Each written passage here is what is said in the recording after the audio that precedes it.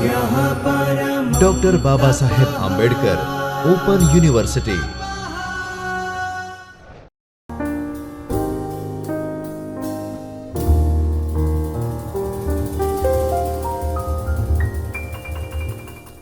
Dear learners, my dear students, today it's really a matter of pleasure to meet you on this virtual platform.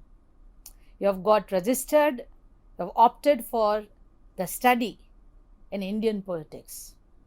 It's really a pleasure. Let me introduce myself. I am Professor Ami Upadhyay, here the course coordinator and today your instructor for today's session. Dear student, before we start in today's session, what exactly do we understand by poetics or Indian poetics? Let us think about it. That why should one study about Indian poetics? I would today, as we are meeting for the first time, first day, let us look at it from a layman's perspective. Whatever we do in our life, the ultimate aim is happiness, to be happy. And that's why you see earlier every country across the globe was discussing about developed, developing, underdeveloped countries. And now people have started discussing about happiness index of country. Happiness matters the most. And that's why the beauty around us in our life, we need to understand, we need to appreciate, we need to cherish that. When we talk about beauty, generally when you ask people, you feel happy when? Maybe when I'm amidst of nature, when I'm reading some good literature, when I'm watching movies, when I cherish painting, sculpture, I am happy. So, since centuries in our country, we have experienced, we have witnessed that art is source of eternal happiness. I will not say happiness, I will say eternal happiness. And that's why, dear learners, National Education Policy talks and emphasizes on 64 arts that ancient India used to cherish. So when we talk about art, literature, aesthetics comes in picture. And to understand those aesthetics, it is very important to understand poetics. Why Indian poetics? Again, we are very much rooted in our own culture, in our own art. And that's why when a piece of literature we read, which has very strong roots in my own original land, that might be it be Gujarat or be it be India, I get connected so easily. When I visit various beautiful temples of India, when I have a glance over the sculpture over there, I get connected so easy because it talks about something very close to my heart. And that's why it is very important to understand Indian poetics. So today we are going to discuss, understand in very simple language what is poetics and what is Indian poetics. Today we start with our first unit, which talks about definition of Indian poetics. In this unit, what shall we learn, dear learners? We shall discuss what is poetics, introduction to Indian poetics, basics of Indian poetics, and at the end of this unit, you will be able to first understand the meaning of poetics. You will have basic understanding of Indian poetics. Listen, my dear learner, here we will be talking about basic understanding because rest of the units, rest of the chapters will talk much about the detailed terminologies. You will have basic understanding of terms of Indian poetics at the end of this unit. Again, I would repeat that here we will be just touching upon the terms. These terms will be discussed in detail with various components attached to this in later units. You will have basic idea of various schools of Indian poetics. when we talk of Indian poetics, we'll have to understand various schools of Indian poetics. Dear learners, this is something very rich heritage of India. And it is like, like I may say that it is like a wave of an ocean, that every wave is a new wave. Every time you read it, and especially when you start applying these terms, be it be rasa theory, dhvani theory, vyanjana, auchitya, no, you will feel that every day is a new day. So let us start with introduction. First of all, the definition. And for definition, we visit Oxford English Dictionary. Oxford English Dictionary defines poetics as art of writing poetry. Again, I would repeat that it says art of writing poetry. It is writing poetry, writing literature. So the term poetics means the study of literature. Dear learners, I would like to say here that I have my training, graduation, B.Ed, everything in Indian classical dance also, Kathak. So there I have very closely studied Indian poetics, especially rasa theory from performing arts perspective. So when we talk about 9 rasas, rasa theory from classical dance, again it adds beauty. So here study of literature. Now our question is what? When you will study Indian poetics, you will be able to understand and appreciate not only literature, but performing arts also. Because Indian poetics, when Bharat Muni talks, he doesn't keep it limited to simply literature. There's a dance, drama, everything is included. So our first question is, what literature is? Drama, novel, poetry, short story, etc. are considered to be works of literature. So literature is, we may say that literature is any work of art that uses language in a creative and imaginative way. Now see, what is more important here to understand is creative and imaginative way. Because if there is no creativity and there is no imagination, then art cannot be art, because anything dry cannot be called art. I have come across, even you might have come across many a times people speaking that necessity is the mother of invention. Sometimes I feel no, creativity and curiosity are two mothers of invention. So many inventions on earth took place. In fact, all of them did not have necessity as a source, but something they were very creative about, very curious about, and that's why a lot of things came into existence. And even I would say art is one of them, literature is one of them. So again, literature means any piece of literature which really uses language in a creative and imaginative way. Poetics is a study of such work of art, individually or collectively. Now you see, the art can be individual's contribution also, it can be collective contribution also. That is also to be understood. It attempts to answer such questions. What kind of questions? First, what is literature? Till the time you and me, we do not understand what is literature, how shall we be able to appreciate it or critique it? So first of all, what is literature? Why do we write or read literature? Do we really need to read or write literature? Just imagine what this world would have been if there would have not been any piece of literature. So why do we write literature? And if one writes literature, why do we read it? What constitutes literature? Is anything in it would constitute literature?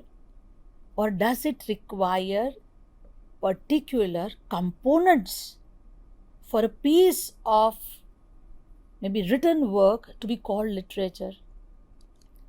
what are the qualities of literature? Now you see, first of all, qualities of literature. Is it literature or is it not? And if it is literature, is it good literature or bad literature? So it is very important to understand what are the qualities. How to write literature. Poem, short story, novel, drama. How should one write? Anyone, anything comes in mind and pens it down. Does everything become literature? How is one work of literature different from other? Now you see, as human beings are, every human being is different from the another one. In the same way, literature produced by one person always differs from the other. One might be inspired or influenced by, but it is not the same. So when we all ask all these questions, by seeking answers to such questions, Poetics tries to define literature, understand the nature and function of literature with reference to both the writer as well as the reader. Now I am reminded of reader's response theory also, that when we talk about Indian poetics, we will very frequently in various terms, various theories will come with very frequent references of the viewers, the readers who cherishes the literature or who cherishes the performing arts. So from not only the writer's perspective, not only the dancers or maybe theatre person's perspective, performer's perspective, but from the viewers. How do they read it? How do they interpret it? So to understand Indian poetics, we will have to put our feet in everybody's shoe. Then we'll be able to understand. So not only from the readers, but not only from the writers, but from the reader's perspective also. Also classify the works of literature on the basis of different characteristics. There are various characteristics of various types of literature, genres of literature.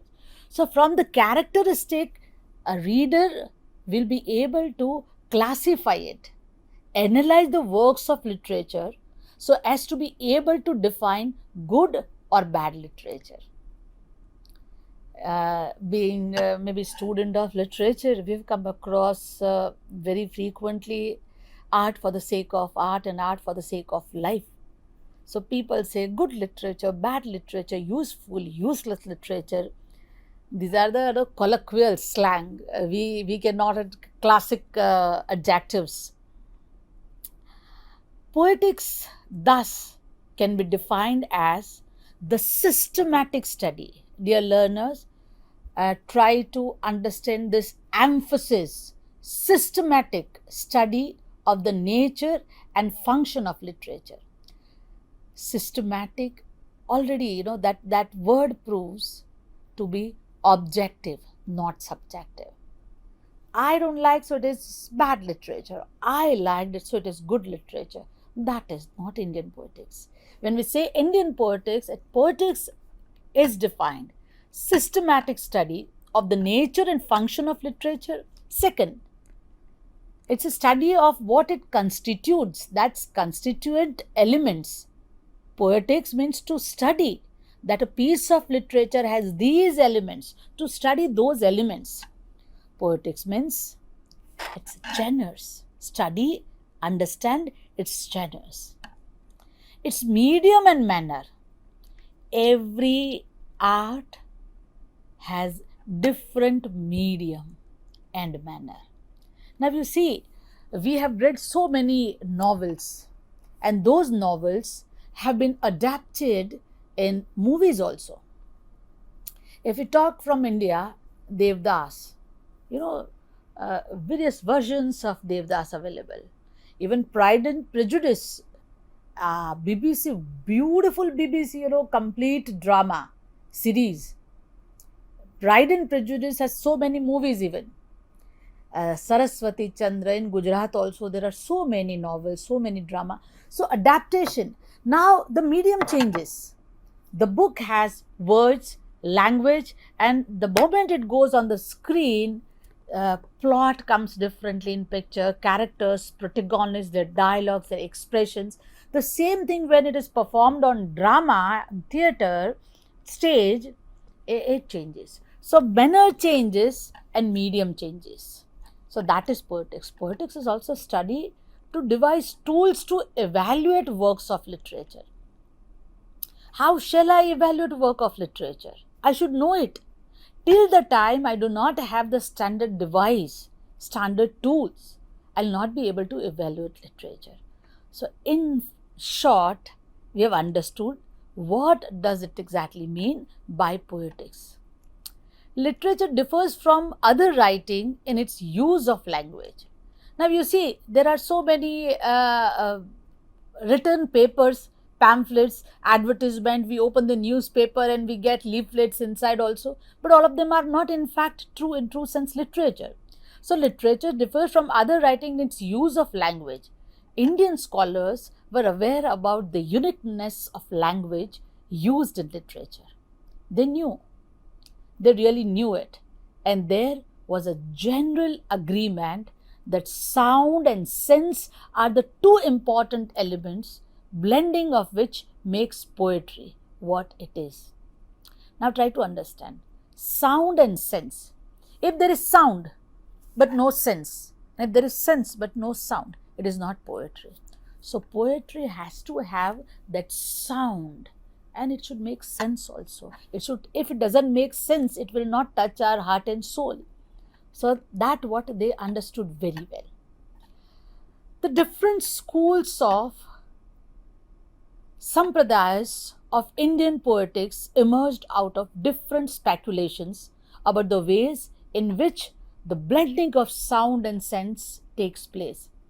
In India, when we say schools, in India, the word sampradaya is used.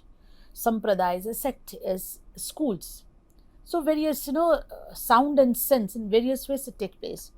So we have rasa sampradaya or alankara sampradaya or dvani sampradaya or vakrokti sampradaya, etc.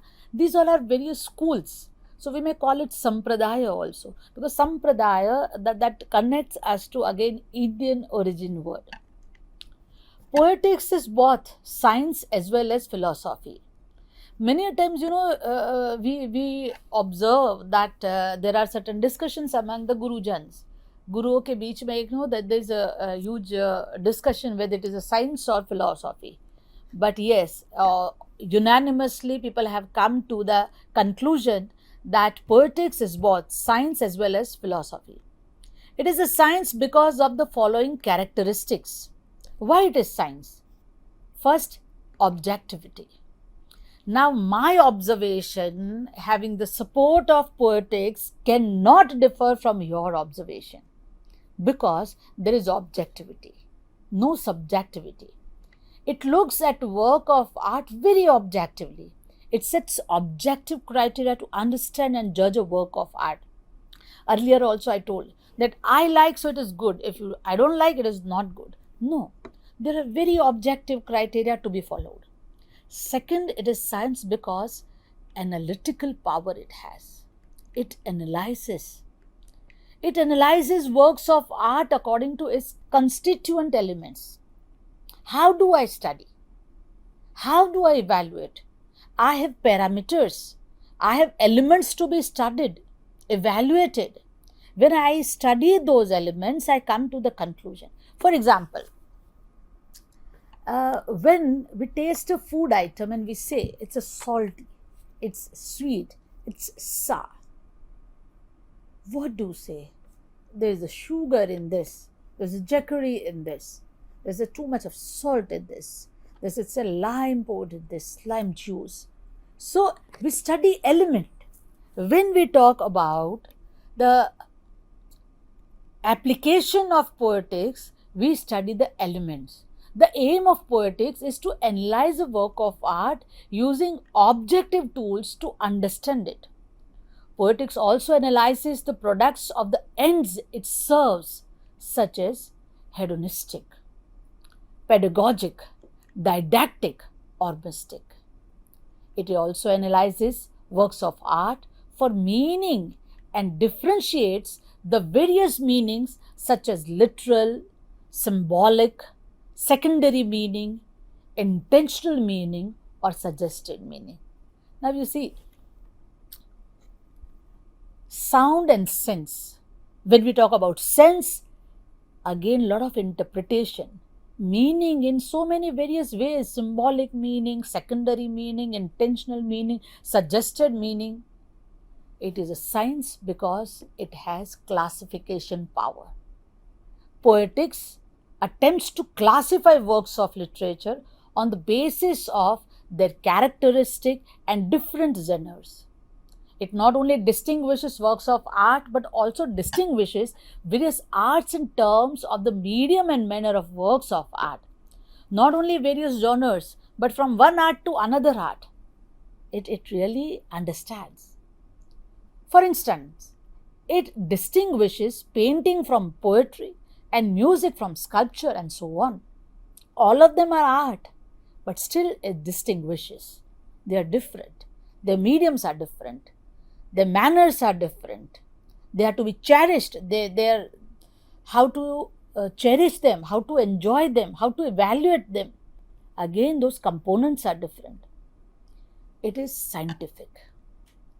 It scientifically studies the end result of the work of art. It attempts to seek answer as to what is the experience of the artist when he or she creates that work of art and what is the experience of the consumer of that art. When an author writes a poem, for example, when Shelley wrote particular poem, when Robert Frost wrote that poem, in which situation Tagore really produced that particular literature. As I come from Gujarat, most of the English things or maybe your regional literature you might have read. I will share an example of a wonderful Gujarati poet, Ravji Patel. Ravji Patel had written a beautiful poem, Mari Aankhe Kankuna Suraj Aathima. That means he was hospitalized, he was suffering from tuberculosis, TB, and he was hospitalized. And Patel is a community in Gujarat where, they are very closely attached to Mother Earth, farmers, basically farmer community, very down to earth community. Now, generally, the women in Patel community, they put a huge bindi with kanku powder. That red million, they put a big bindi, and that's a powder, red powder, which is a holy and sacred in our India also, especially in Hinduism. So she would put that in India and in Gujarat. Red bindi is a symbol of husband. Now she goes to the hospital where her husband Ravji Patel is hospitalized. And there the last poem Ravji Patel writes that Mari Aankhe Kankuna Suraj Atma. The sun is now setting in my eyes. That means all the possible. I am on my deathbed. I am on my deathbed. Tomorrow I might not be there. The moment I will not be there, my wife will not be able to put this red bindi on her forehead. And then she writes a beautiful poem, Mari Aankhe Kankuna Suraj Atma. So when we talk about poetics, it is not only to understand the perspective or emotions or experiences, feelings only from the artist point of view, it is also from the readers, listeners, viewers, or at the end we may call it consumers point of view. For instance, it attempts to understand the psychology of the writer who wrote a work of art and the psychology of the reader who reads the work of art in terms of their experiences. I do remember when I used to teach Tagore or Sharad Babu, I used to tell that you cannot evaluate a piece of literature, may it be Gora or the Wreck, living today, you will have to revisit, those times. If you don't visit those times psychologically, in your imagination, we may fail to understand that piece of literature. It tells the possible and it serves that is sensuous, imaginative, cathartic, or transcendental. Many a time it happens, dear learners, that you watch a movie, the movie is tragic and you are crying, crying, crying. Movie is very jovial, funny, and you laugh loudly. Sometimes protagonist, hero or heroine, protagonist is very good but suffers, and you feel anger, wrath towards that villain. Now you say this is catharsis. We have so many emotions suppressed in our heart, in our existence, within us. So the heart helps, that art helps us for that outlet of those emotions. It is very important that that anger, that sadness, unhappiness, if that stays within me for a longer time, it may distort my personality. It may harm my personality. It may harm my health too. And that's why art is very important in case of catharsis. It is a philosophy. Now, dear students, here we finished we covered all the topics, all the points, that why it is a science. And now we are coming to the second term, that why it is a philosophy. It is a philosophy, especially in Indian context, because Indian poetics attempts to understand the experience a work of art produces in terms of various schools of Indian philosophy.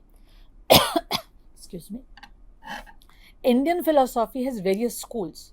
So when we look at a piece of literature or maybe a piece of art, from the perspective of Indian schools of Sampradaya, it reflects or it visits, it is philosophy. The works of poetics in India are concerned with the experience that is aroused in the aesthete, and that experience is looked at from the perspective of different schools of philosophic thought. The three arts, poetry, music, and architecture, were believed to present the absolute, the ultimate truth conceived by the Indian philosophic thought. So, my dear students, I am convinced that after this particular course, you'll be very curious and you'll be motivated to study Indian philosophy also. Believe me, it's very interesting subject, very interesting. And I would say after studying a little bit of philosophy, Indian philosophy, I would say that brings huge positive change in our perspectives to look at the world, interpret things around us. And I would say it brings huge change within an individual also, very positive change. Okay, let us come back to Indian poetics. Yes, in this sense, I would say that Indian poetics has two aspects, that's science, that is technique of arts, and second, it is a philosophy. Indian poetics starts with Bharat Muni, Bharat's Natya Shastra by Bharat Muni.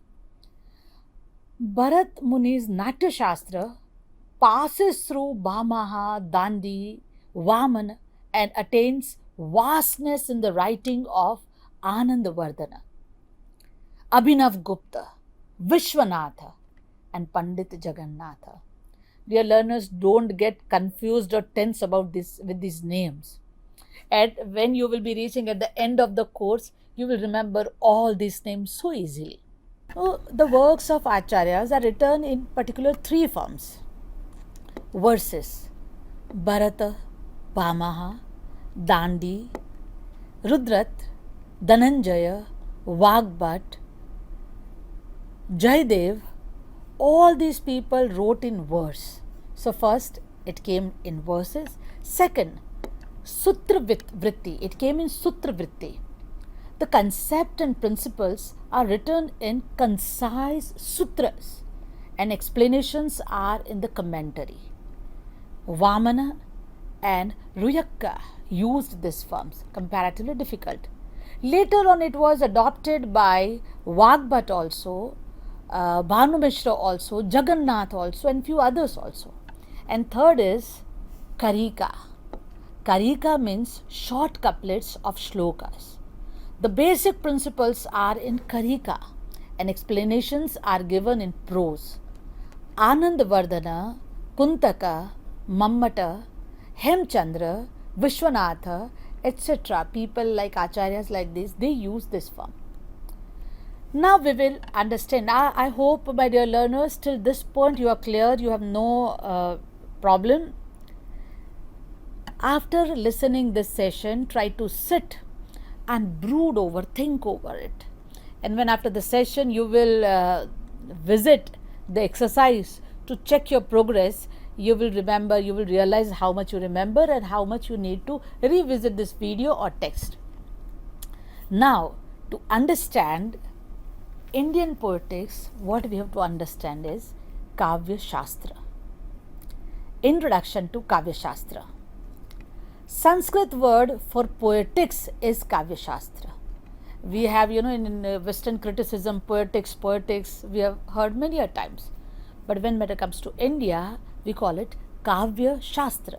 Kavya, that is poetry, and Shastra means theory related to that.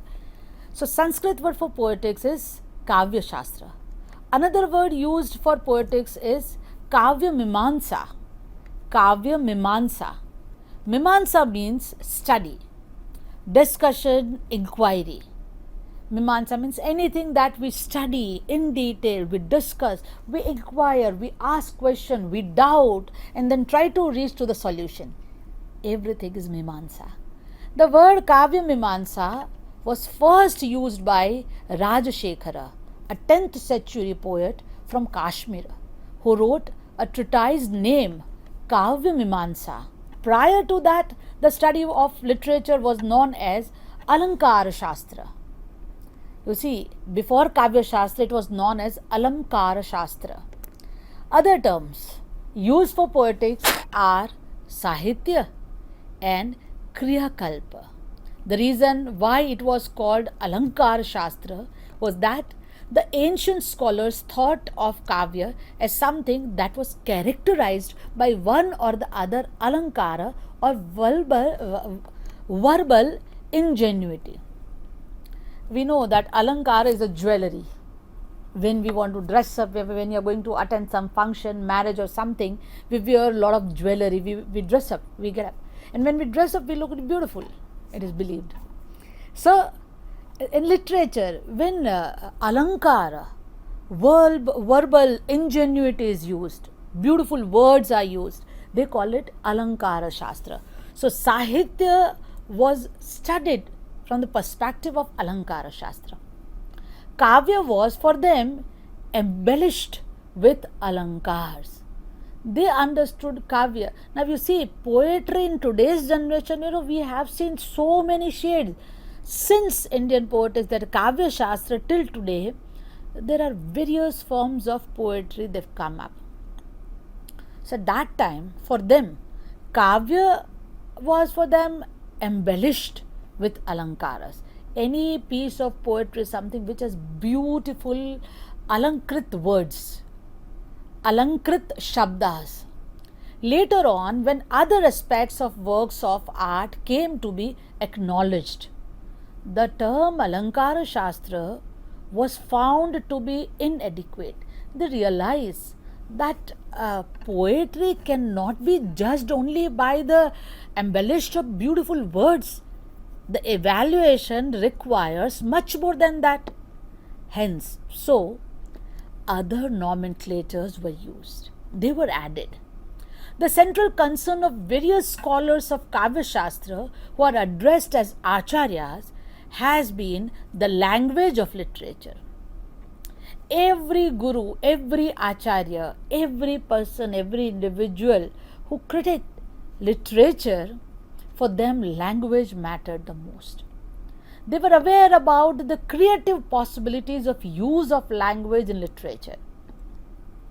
How language is used, how language should be used, how language can be used, what piece of language or a word can be interpreted in which contextual reference, how, everything mattered the most. So, language of literature is at the forefront of discussion among all the acharyas who have written about the poetics or Kavya Shastra. The Indian acharyas were concerned about the problems associated with language of literature. Krishnaswamy actually observed the whole field of Sanskrit poetics may be regarded as one continued attempt to unravel the mystery of beauty of poetic language. The various schools of Indian aesthetics and poetics study different aspects of language of literature. Dhwani school, for instance, looks at language as having infinite possibilities of expression or individualization. Rajashekara says it is not the object described in literature that gives us pleasure. It is the creative use of language that makes it pleasant. Various schools of Indian poetics have examined the creative use of language through various perspectives. I know you might be thinking that we have read literature so many times, but we never give a sincere thought to all these things. And that's why you study Indian poetics. Because now onwards, whenever you will read a piece of literature, you will start looking at it from different perspectives. No doubt you will continue cherishing it as it is. Before we proceed further, it is important to understand that in Indian poetics, Kavya does not mean only poetry. My dear learners, I am repeating this. Earlier also I told, as I have studied and I have taught also Indian classical dance. So I know that when you talk about Indian poetics, Kavya Shastra, Natya Shastra may keep on mentioning poetry, Kavya, but it there exactly doesn't limit itself to Kavya. It includes drama also, dance also, theatre also, everything. Dramatists were also known as Kavi, which in most modern Indian languages means a poet. So, not only that, just that particular literature and writer is poet, the dramatist, the theatre people, dancers, people associated with folk arts, all of them were called poet, Kavi. Sometimes in our day-to-day language, we have observed that a person with a lot of imagination, very good use of language is also known as poet. A kavi, आप जरा इधर आ जाइए. So that kavi here means some tint of creativity is there. My dear students, I hope that starting till this end, whatever we have discussed is clear to you. Enjoy what you learn. Really, that is very important. Learning is not learning if it doesn't come with enjoyment and application. Wish you very happy reading further. स्वाध्यायः परः